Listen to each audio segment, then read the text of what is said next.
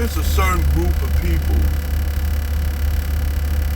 that pretty much irk me a lot. And it's these Bible thumping Christians. Now, I made a comment,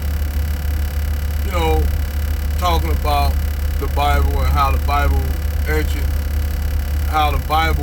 stole, how the so-called Christians or Jews stole their religious systems from ancient Egypt. So when I said this on this comment section, I got attacked not only by the Christians, but by the Hebrew Israelites.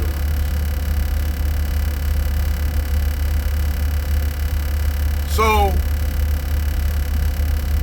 now that I pissed these people off, they said that that I'm gonna go to hell and shit because I don't believe in the religion that they believe in, whether it be Islam, Judaism, Christianity. I don't knock them. Hey, worship who you want. But let's look at the Christian Bible, the good old. There's many versions of the Bible. The oldest one is the Ethiopian Bible that's written in Aramaic. That's the oldest version. And if you read the book, the Ethiopian Bible, certain words gonna be translated. They gonna mean certain things. So you ain't getting the full interpretation of that book. That's why Muslims say you gotta read the Quran in Arabic to get a full understanding. You just can't read it in English, and most people are lazy. So they are not gonna try. Most Christians are not gonna try to read that book in the language that it originated in, which is Aramaic. Now, that being said, they translated, the Catholics got the Latin version of the Bible, which is in Latin. Then the Greeks have what you call the Greek Orthodox have it in Greek. Then the Russians have it in the Russian Orthodox Church have it in what? I forgot the name of their writing, cuneiform. I forgot the name. I think it's cuneiform, whatever. But when you break it down, the Bible in its purest form, the Ethiopian and Coptic Bible out of Egypt are the two oldest books. That's the Coptics, the Copts, and the Ethiopians. And the Copts and Ethiopians basically been pushed out of a lot of the Holy Land by the Greeks, by the Latins or Romans, and by the Russians. Now keep in mind, Greek, Russian, and Latin, all these white motherfuckers. They the white Christians. Now, and then you got the evangelicals, the Lutherans, the Baptists, and all this shit.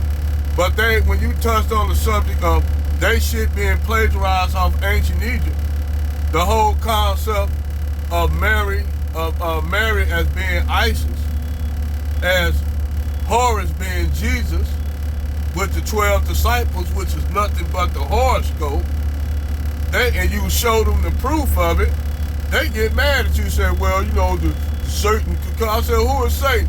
I told them that the devil and Jesus the same goddamn character. So they couldn't believe it. They laughed. I said, go look that up. I said, what's the symbol for Jesus?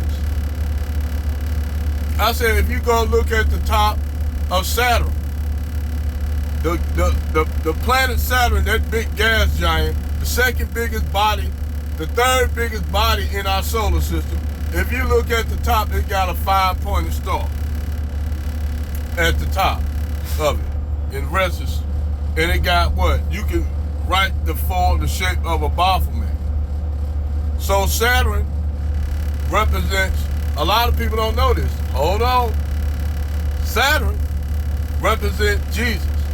But he don't just, the planet Saturn just don't represent Jesus as well. Guess who else it represents? It represents Satan. That's why it's called Saturn, after the god Saturn. So all your ancient gods in the Near East, like all the gods, like Baal and all that, they did a whole lot of shit to make them deities look evil and shit like that. When actually, the Bible taught so much goddamn genocide. You got the so-called Israelites, they was kicked out of, they was sent out of Egypt. They destroyed cities, conquered, committed genocide, rape, and in the name of Yahshua. And that was permitted among them, committing genocide on other human groups, because they don't, I guess he said they was heathen. These people minding their own business. So he go and conquer, the Israelites raid and burn the Canaanite cities. Actually, they the Hexus. They raided the Canaanite cities and shit like that, burned them to the ground, raped, pillaged, killed everybody. But these are the people of God. What fucking God ordained some shit like that? But this guy's supposed to be about love. But they didn't go and seek revenge on Egypt. Egypt should have been weakened by that stage. This show you the hypocrisy of this bullshit. Why they didn't go back and raid Egypt? Okay, half of Ramses, which is Ramses II army, was drowned in the Mediterranean trying to cross the drowned in the Red Sea, or the Sea of Reeds. Because that's what Red Sea means, Sea of Reeds, but you got a swamp between the Delta and the Red Sea. They call it the Sea of Reeds, because ain't nothing but reeds and like big old freaking lily pads and shit up there in the Delta. Keep in mind that you had this group known as the Hexus that came in as merchants, shepherds, and traders, and also the Egyptians hired them as mercenaries. Well, they got powerful and built them a kingdom in the north, in the Delta. It took them 2 years, Seti the first and Seti the second, to throw their ass out. Seti the first died before he did it, but his son completed it. That set off the golden age. That set off the golden age of Egypt right there, the golden age. This is where you get your pharaohs, Ramses. This is where you get Tutankhamun, his father, Akhenaten, Queen T. This is when Egypt was in its gold age. So, at that point, why Israel didn't seek vengeance upon Egypt, or ancient Kemet, or Taseti? You know why? Because none of those events never fucking happened. Matter of fact, the kingdom of Judea never even fucking existed, because Egypt, or Kemet, ran everything up to the Levant. They ran everything up to the Levant. They conquered the Hittites. You know what drove them back into Egypt? The end of the Bronze Age. The Bronze Age collapsed.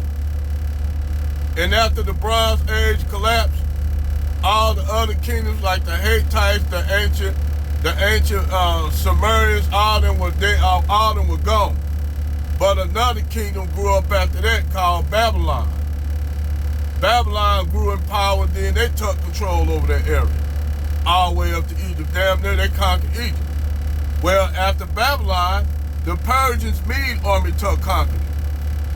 After the Persian Medes, it's Egypt. I'm talking about now you're getting into Egypt being mixed.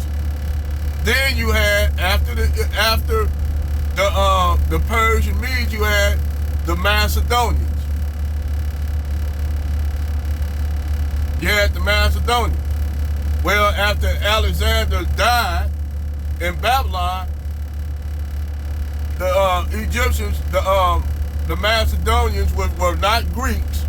They conquered the Greeks up under Alexander's father, Philip, the one-eyed. They conquered all the Greek states. They were not Greek, they were Macedonian. They from Thrace. So the Macedonians conquered all the Greek states, and then they just took up the Hellenistic ideas and thoughts of the Greeks, and they conquered They defeated the Persians in the back, defeated Alexander. They defeated Darius in the battle of Gaugamela, which if he would have never cut and ran, history would have been completely different. That story I told you all, yeah, history would have been completely different. Darius would have stood his ground. He would have won the battle. Then he could have fucking knocked off the Greeks for good. But he ran from the battle. That changed everything.